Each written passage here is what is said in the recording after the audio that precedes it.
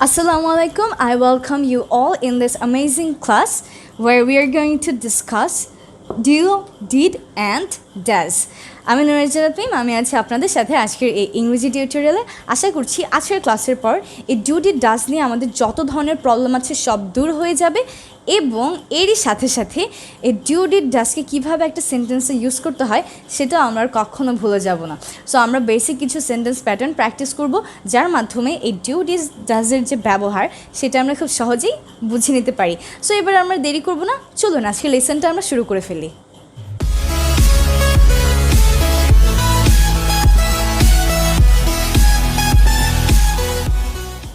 Well, সবার আগে একটু জানতে হবে এই ডু ডিড ডাজকে আমরা আসলে কখন ব্যবহার করি।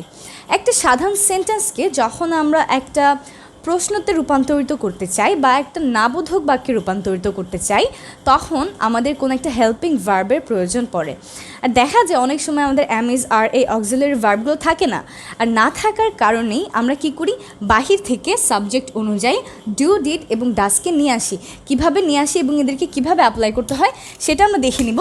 তার আগে আমরা একটু দেখব যে ডু ডিড ডাজের সাধারণ ব্যবহার কী, তার মানে কোথায় কোথায় এগুলোকে ইউজ করা যায়।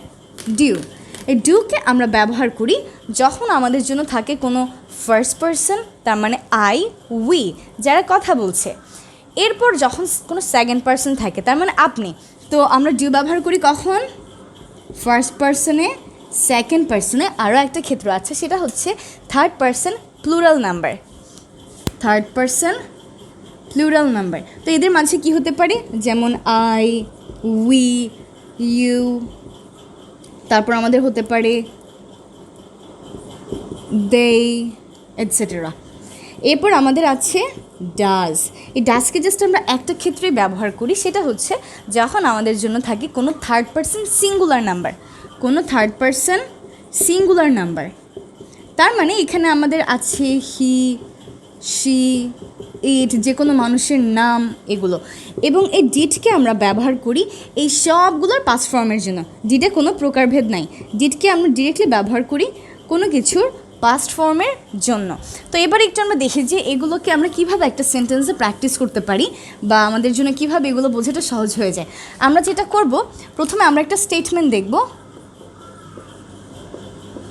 তারপর আমরা একটা পজিটিভ কোয়েশ্চেন করব, এরপর আমরা একটা নেগেটিভ কোয়েশ্চেন করব, এরপর আমরা একটা পজিটিভ অ্যান্সার দিব আর একটা নেগেটিভ অ্যান্সার দিব। এভাবে করে যদি আমরা শিখি তাহলে আমাদের শেখাটা অনেক বেশি ইফেক্টিভ হয়। কীরকম, আমি আপনাদেরকে বলেছিলাম প্রথমেই ডু ডিড ডাজকে আমরা কখন ব্যবহার করি, প্রশ্নতে বা নাবোধক বাক্যে। সো আমরা দুই ধরনের প্রশ্ন দেখব, হ্যাঁ বোধক প্রশ্ন হতে পারে, নাবোধক প্রশ্ন হতে পারে, এবং আমরা অ্যান্সারটাও দেখে নিব নাবোধক প্রশ্ন। আরেকটা ইনফরমেশন যেটা দিতে হবে সেটা হচ্ছে এই ডু ডিড ডাজ দিয়ে আমরা যে প্রশ্নগুলো করি ইংরেজিতে, সেই প্রশ্নগুলো হয়ে থাকে আমাদের জন্য ইয়াস নো কোয়েশ্চেন। তার মানে এই প্রশ্নের উত্তরগুলোতে আমরা শুধুমাত্র হ্যাঁ বা না দিয়ে উত্তর দিয়ে দিতে পারি। কিভাবে দিতে পারি দেখুন, আমি নিজে আপনাদেরকে একটা সেন্টেন্স প্র্যাকটিস করে দেখাচ্ছি। যেমন আমি বললাম I love football. I love football একটা সাধারণ বাক্য। এটাকে যদি আমি প্রশ্নতে রূপান্তরিত করে চাই, আমাদের তাহলে কি করতে হবে, প্রশ্নতে যদি নিতে চাই আমাদের একটা সেন্টেন্সের ফরমেশনই হচ্ছে এরকম। প্রথমে আমাদেরকে যে কোনো একটা অক্সি ভার্ব আনতে হবে, এরপর সাবজেক্ট, এরপর আমাদেরকে একটা মেইন ভার্ব থাকলে সেটাকে আনবো, আর তারপর আমাদের এক্সটেনশন কোয়েশ্চেন মার্ক। তো সেই জিনিসটা আমরা এখানে করতে যাচ্ছি। আই, এই আই হচ্ছে একটা ফার্স্ট পারসন, আয়ের জন্য আমরা কী আনবো, ডু। তাহলে আমি বলবো ডু, সাবজেক্ট হচ্ছে আই, মেইন ভার্ব হচ্ছে love. Do I love football, that's it. Negative question কী হবে, এই ডু এর জায়গায় জাস্ট ডোন্ট হয়ে যাবে। Don't I love football. So আমি বলেছি ডু আই লাভ ফুটবল, আমি কি ফুটবল পছন্দ করি, আমি হ্যাঁ বা নাতে উত্তর দিতে পারি, কারণ এটা একটা ইয়াস নো কোয়েশ্চেন। যদি আমি পছন্দ করি আমি বলবো হ্যাঁ আমি পছন্দ করি, না বললে বলবো না পছন্দ করি না। ডোন্ট আই লাভ ফুটবল, আমি কি ফুটবল পছন্দ করি না, হ্যাঁ হলে হ্যাঁ, না হলে না।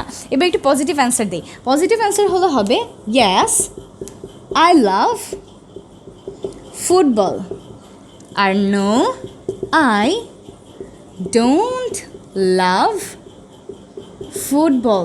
সো আমরা দেখতে পাচ্ছি যখন আমরা প্রশ্ন ব্যবহার করি এই প্রশ্নতে আমাদের ডু ডিড ডাজের ব্যবহার হয় এবং নেগেটিভ স্টেটমেন্টে আমাদের ডু ডিড ডাজের ব্যবহারটা হয়ে থাকে।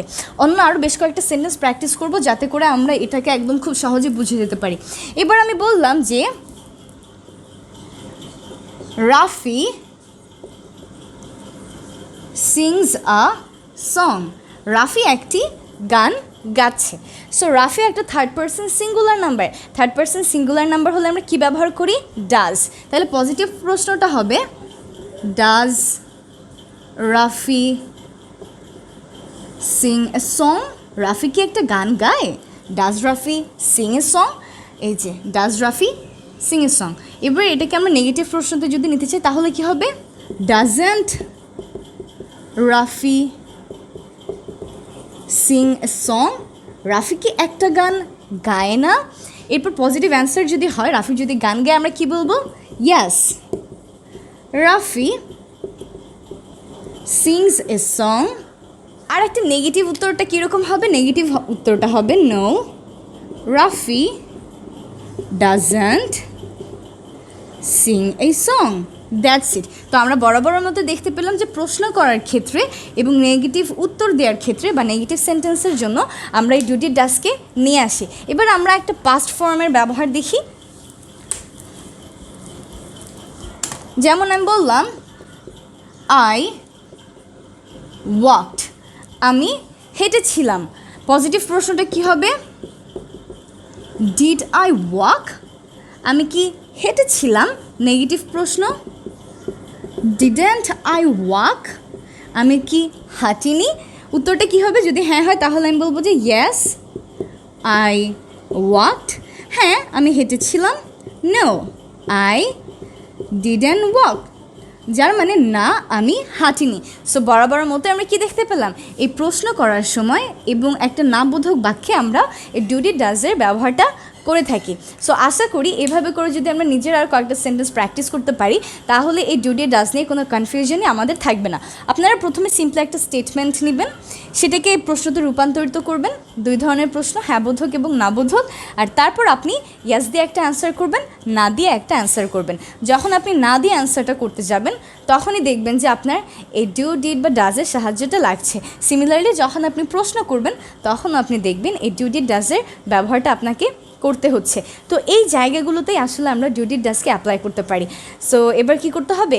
এবার এগুলোকে প্রচুর বাসায় প্র্যাকটিস করতে হবে। Well, if you are new in this channel then don't forget to subscribe this channel and share this lesson with all your friends and family members.